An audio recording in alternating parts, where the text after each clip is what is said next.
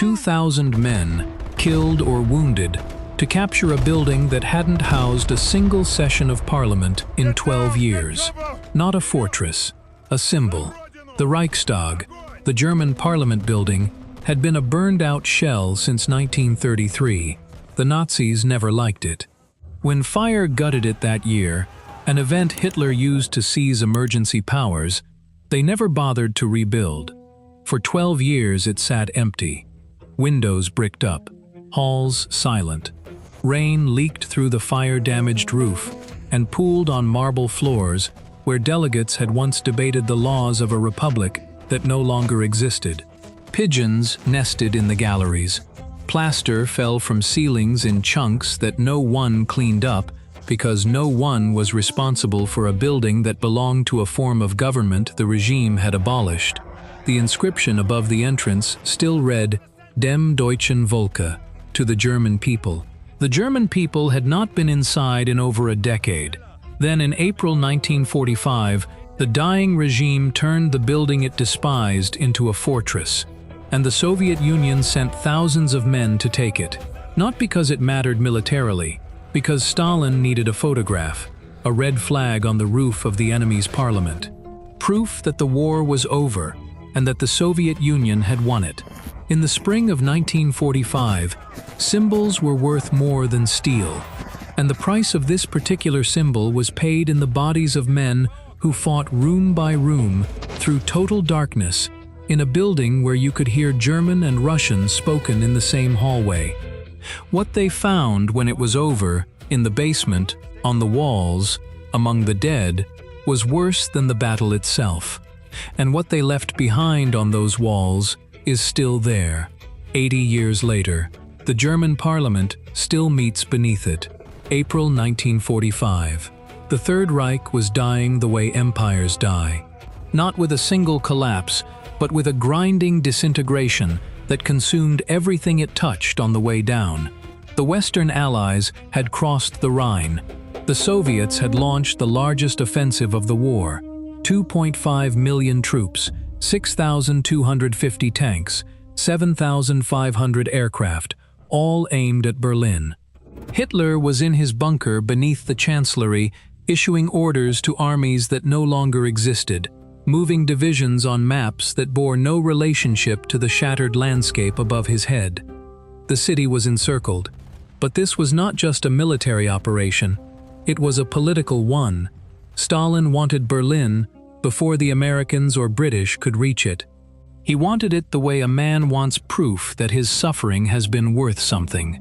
27 million Soviet citizens had died in this war. The number is so large it stops meaning anything unless you force yourself to understand that 27 million means every fourth person in some regions, every family touched, every village diminished, every city scarred. Stalin had earned the right to the trophy, or at least he believed he had, and the trophy he wanted was a photograph of a red flag on the roof of the Reichstag. He set up a deliberate rivalry between his two most powerful marshals. Zhukov, the Soviet Union's most celebrated general, would attack from the east, Konev from the south. Both men understood that this race was not optional. In Stalin's system, the general who delivered Berlin received glory. The general who did not disappeared into a system where failure was punished with the same efficiency the regime applied to everything else. The competition trickled down through every level of command until individual battalion commanders were pushing men across open ground at suicidal speed because the political calendar mattered more than the military situation, and because the men giving the orders feared their own superiors more than they feared the enemy. Stalin put it bluntly, "Who will take Berlin? Will it be we or the Allies?" The Reichstag was designated the symbolic target, the building where the flag had to fly. 9 red banners were prepared and distributed to units of the 3rd Shock Army. Banner number 5 was assigned to the 150th Rifle Division. It would become the most famous flag of the 20th century. But between the Soviet lines and the Reichstag's roof lay a river, a bridge swept by crossfire, a killing field with no cover. A building full of desperate men, and a deadline, May 1st, May Day, the Soviet Union's most important holiday. General Shatilov, commanding the 150th Division, was under orders to deliver the Reichstag by May Day. That deadline was about to turn a military operation into something more dangerous, a political performance measured in human lives.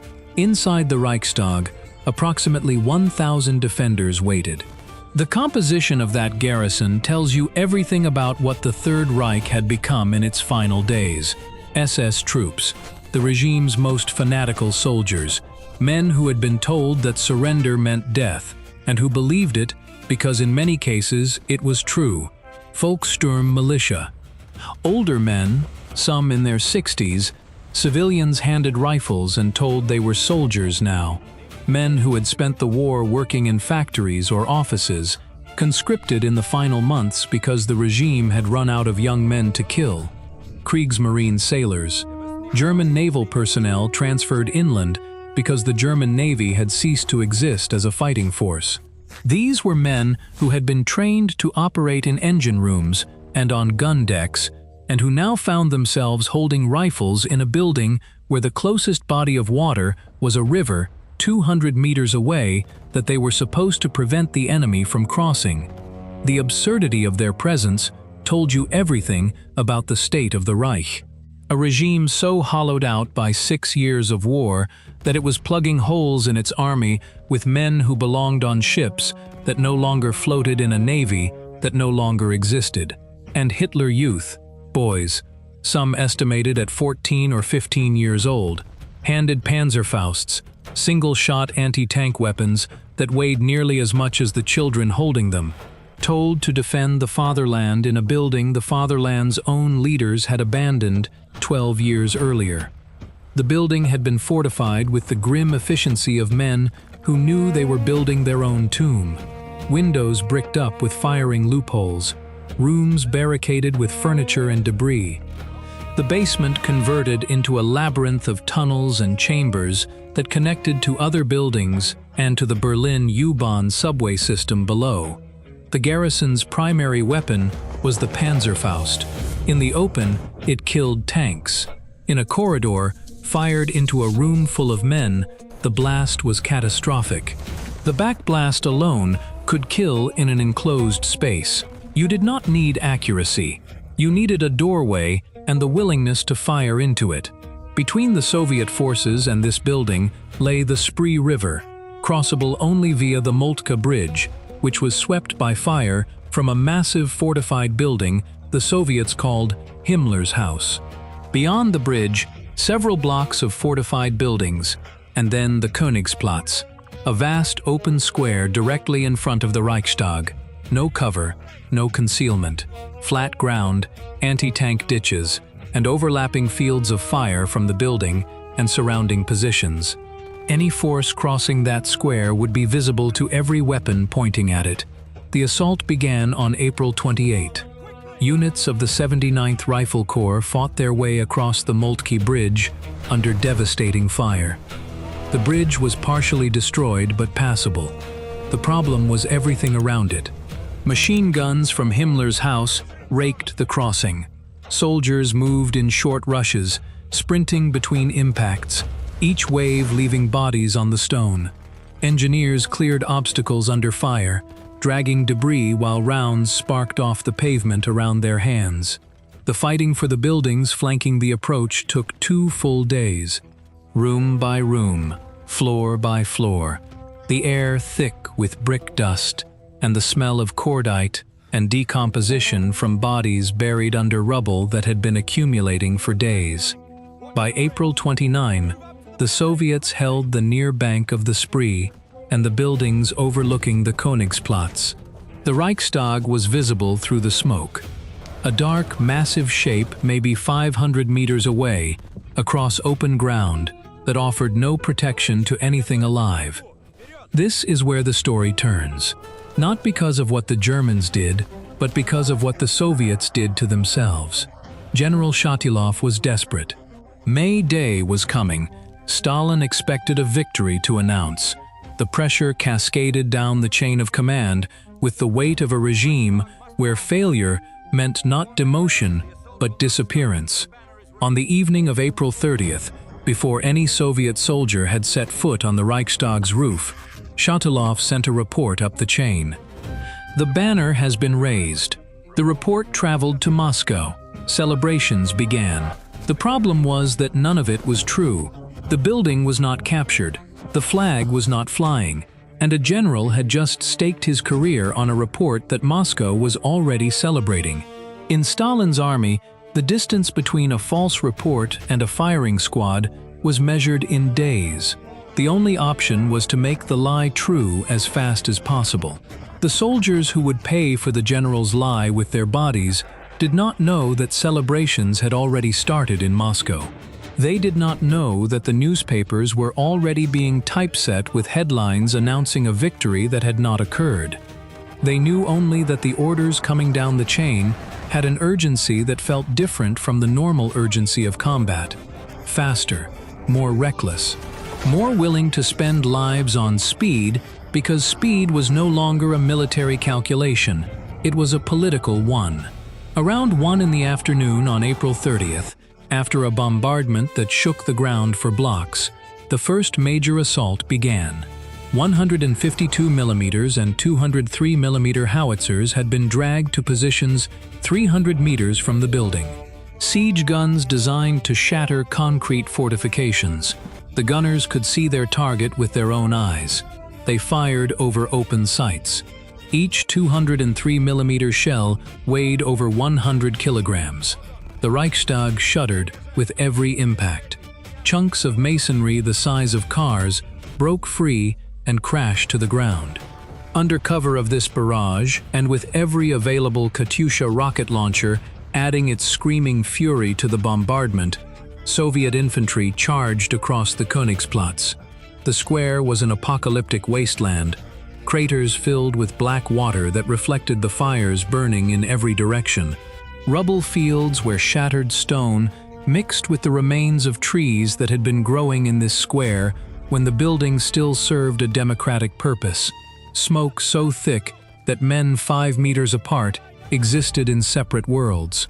Soldiers ran through it firing blindly, screaming because screaming was the only way to know your comrades were still beside you when you could not see them. They stumbled over bodies from earlier assaults, men who had died on this same ground hours before and lay half-buried in mud and pulverized stone with their arms outstretched toward a building they never reached. Some companies lost a third of their strength crossing 500 meters of open ground. The survivors who reached the front steps pressed themselves flat against the massive stone columns that lined the entrance.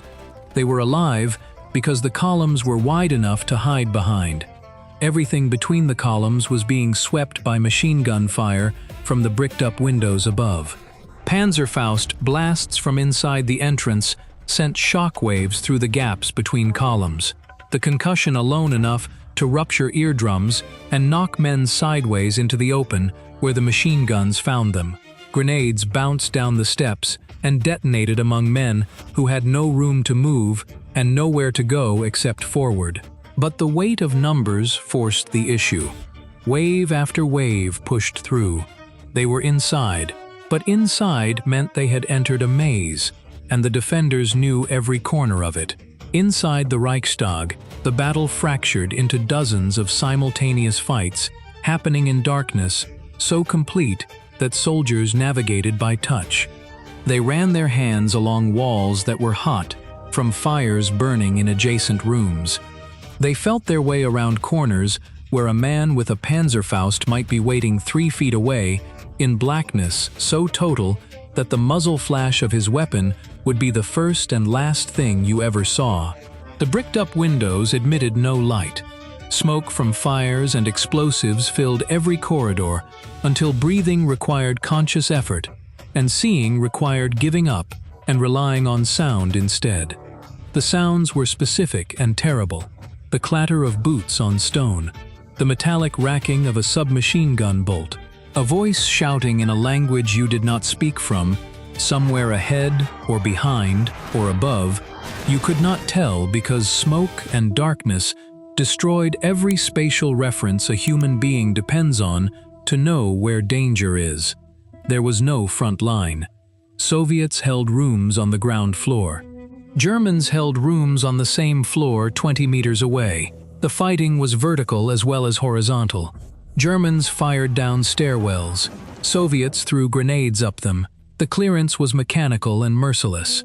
Neustroyev's men reached a door on the ground floor. A grenade went through it. The blast shook plaster from the ceiling. A soldier stepped through the smoke with his PPSH leveled and emptied the 71-round drum into the room in approximately 4 seconds. The sound in the enclosed space was so loud it existed beyond hearing, a physical pressure against the chest. When the drum clicked empty, 2 men entered. 3 German soldiers lay dead against the far wall. A 4th was wounded and trying to raise a Panzerfaust from the floor. A burst from a second PPSH ended him. The room was cleared. The next door was 5 meters away. The procedure repeated and repeated and repeated through hundreds of rooms across multiple floors for the next 14 hours. Flamethrowers were brought in for rooms that could not be taken any other way. The liquid fire turned sections of the building into an inferno. Men fought in rooms where the walls were literally burning, paint bubbling, plaster cracking and falling in flaming sheets. The air so hot in some corridors that soldiers wrapped cloth around their faces just to draw breath.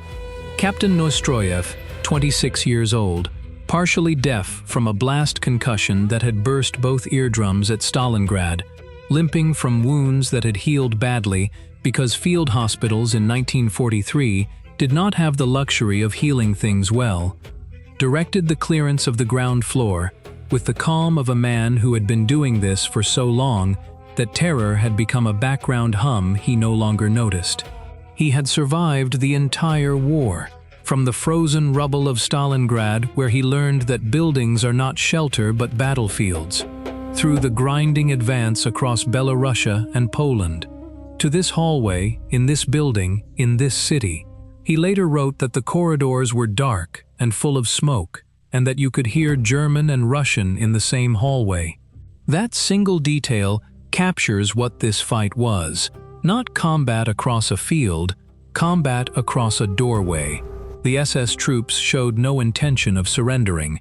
They fought with the ferocity of men who believed, correctly in many cases, that capture meant death. Panzerfaust blasts in the narrow corridors were devastating beyond anything the weapon was designed for. The shaped charge meant to penetrate tank armor detonated against stone walls and sent shrapnel and pressure waves ricocheting through enclosed spaces where men stood shoulder to shoulder. Then the defenders did something that turned the battle into a nightmare that would last through the night. Instead of retreating out of the building, they retreated down, into the basement. The Reichstag's underground level was a labyrinth of utility tunnels and storage chambers. The garrison pulled into this subterranean maze, taking their wounded, and continued fighting from below. The result was a vertical siege. Soviets controlled the upper floors. Germans held the basement. Neither side could dislodge the other. The building was captured and not captured at the same time. German defenders launched counterattacks up the staircases throughout the night of April 30th, temporarily recapturing rooms the Soviets had cleared hours earlier. The building changed hands room by room, floor by floor, multiple times in 14 hours. Every stairwell was a choke point. Every cleared room could become an ambush 20 minutes later. At approximately 3:30 on the afternoon of April 30th, while Soviet soldiers fought through the ground floor of the Reichstag, Adolf Hitler put a pistol to his head in his bunker less than a kilometer away. The man who started the war died while men were still dying for a building he had made pointless 12 years earlier. The garrison inside did not know. Their orders still held. They fought on for a cause that had been extinguished by its own creator. While the room-by-room slaughter continued, one objective mattered above all others to Moscow: A red banner on the roof. The photograph. The proof. The propaganda image that would define Soviet victory for the next century. The flag Shatilov had already falsely reported as raised, now had to actually fly. Multiple groups attempted to reach the roof on April 30. Several were killed or driven back on the upper staircases where defenders held positions they would not abandon.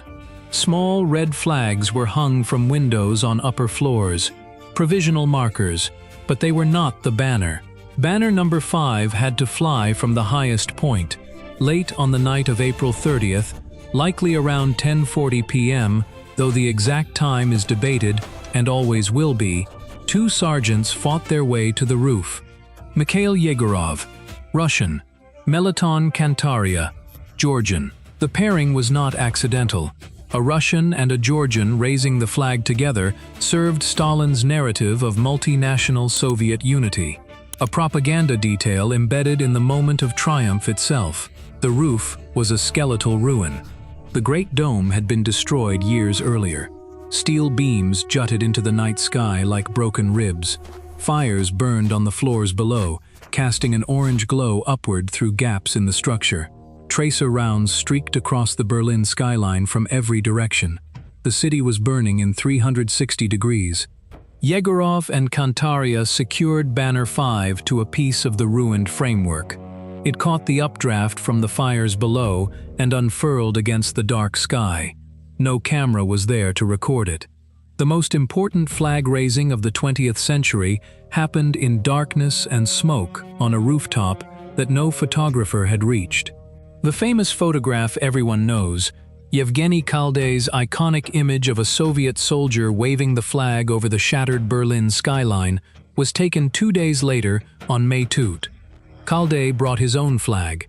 His uncle had sewn it from red tablecloths the night before.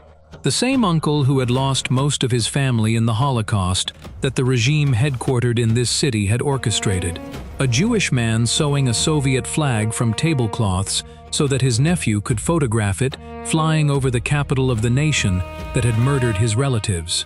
Kalday staged the shot on May 2nd. In early versions, one of the soldiers was wearing multiple wristwatches, evidence of looting, which Soviet censors airbrushed out. The most iconic photograph of Soviet victory in World War II is a staged recreation of a moment that happened in darkness.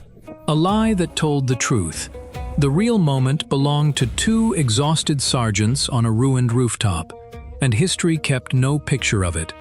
On May 2nd, after General Weidling formally surrendered the Berlin garrison, the last pockets of resistance in the Reichstag fell silent.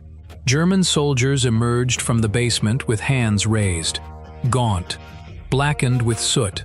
Wounded men supported by comrades who could barely stand. Others did not emerge. In the deepest parts of the basement, soldiers found men who had chosen their own end rather than face what came next. In the basement, beside rows of wounded who had died without medicine or water during the 3 days of fighting, beside civilians who had sheltered here when the shelling started and found themselves trapped between 2 armies with nowhere to run, the soldiers found what no one who entered that basement ever forgot: children.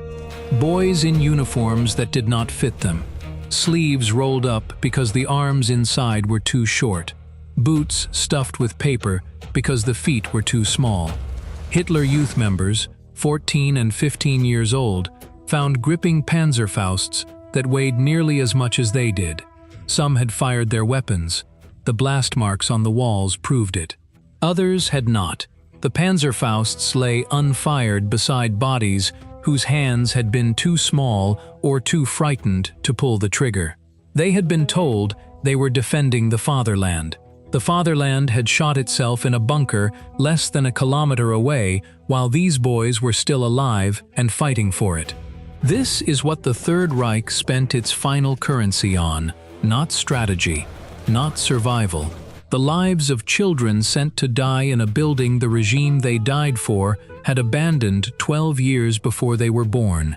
The cost of taking one building, an estimated 2,000 Soviet soldiers killed or wounded between April 28th and May 2. The broader Battle of Berlin was staggering beyond comprehension. 80,000 Soviet soldiers killed, 275,000 wounded, German military dead exceeding 100,000. And the civilians of Berlin, the people caught in the crossfire of a war their government started, between 20,000 and 50,000 dead. The banner that Yegorov and Kantaria raised flew over a charnel house. The building that had not housed a parliament in 12 years had become a mass grave. 2,000 lives spent for a symbol. And then came the act that would outlast everything else. After 3 days of deafening combat, the loudest sound in the Reichstag was a pencil on plaster. Soviet soldiers with charcoal, chalk, pencil stubs, crayon, bayonet tips, anything that could make a mark, began writing on the walls. They wrote their names, their ranks, their hometowns. They wrote so that no one could pretend they had not been here, so that the distance they had traveled, and the friends they had buried, and the years they had spent fighting across a continent of frozen mud and burning cities would be recorded in the only medium available to a 21-year-old soldier standing in the enemy's parliament with nothing in his pockets except a pencil and 4 years of war. The messages ranged from simple names to declarations that compressed the entire conflict into a handful of words. Unit designations, hometowns, dates of arrival, and then the one that stops you cold when you see it on the wall. Stalingrad to Berlin. 3 words and an arrow pointing east. Back the way he came. Back across 2,000 kilometers of frozen rivers and burned villages and cities that existed only as names on maps because the buildings that had made them cities were rubble. The arrow did not point toward Berlin. It pointed toward home, toward wherever home was for a man who had left it 4 years earlier and who was not certain it still existed. 4 years and 2,000 kilometers of war reduced to a sentence a man could write in the time it takes to exhale. And beside it, another hand, another pencil, another soldier who had walked the same distance and survived the same war and needed to leave his own mark. There were messages to the dead. Names of comrades scratched into the enemy's parliament by friends who had carried their memory across a continent of war and needed to set it down somewhere permanent. Messages to the future. Remember what this cost. The graffiti was multilingual: Russian, Ukrainian, Georgian, Kazakh, Uzbek. The soldiers who took the Reichstag came from every republic of the Soviet Union, from the Caucasus to Central Asia to the Baltic states. They wrote in their own languages on the walls of the building that had symbolized the power that tried to destroy them all. Yelena Rozhevskaya, a 25-year-old military interpreter attached to the 3rd Shock Army, walked through the Reichstag in those first days. She was carrying an artifact even more surreal than the building around her: Hitler's jawbone, recovered from the Chancellery bunker for forensic identification, transported in a red satin-lined jewelry box she kept in her shoulder bag. The jawbone of the man who started the war, carried through the ruins of the building he had made pointless by a young woman who had spent 4 years translating the words of captured soldiers and who understood German well enough to read the inscriptions the defenders had left on the walls, alongside the Soviet graffiti now covering them. She later wrote of papers and broken glass and overturned furniture everywhere, and on the walls, already, the first scrawls of the victors. She watched young soldiers write their names on the enemy's walls and understood what she was witnessing. Not vandalism, testimony. Today, the German Bundestag meets in this building. When it was restored in 1999, architect Norman Foster made a decision that historians and politicians are still arguing about. He preserved the Soviet graffiti. The inscriptions were cleaned and stabilized and protected, but left visible. Some behind glass, others simply there on the walls, where any lawmaker walking to the chamber can stop and read what a soldier from Stalingrad wrote on the plaster 80 years ago. A parliament that carries its scars openly, a democracy that confronts its own history every time a vote is cast. The building hadn't housed a parliament in 12 years when 2,000 men died to take it. The Nazis never liked it. They burned it and left it empty and turned it into a fortress only when they needed something to die behind. The Soviets wanted it for a photograph. The soldiers who took it wanted something simpler. They wanted to write their names. They wanted proof. They wanted the world to know that they had crossed from Stalingrad to Berlin and that the friends who did not make it had names too, and those names deserved to be written somewhere the enemy could not erase them. The building's purpose in 1945 was not political. It was human. It was the place where the war ended, and the men who ended it turned its walls into the most unlikely guest book in history.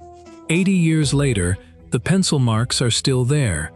The parliament still meets, and every lawmaker who walks to the chamber passes the handwriting of a young soldier who scratched 3 words and an arrow into the plaster of a ruined building in a burning city in May 1945. The war in a sentence, the century on a wall.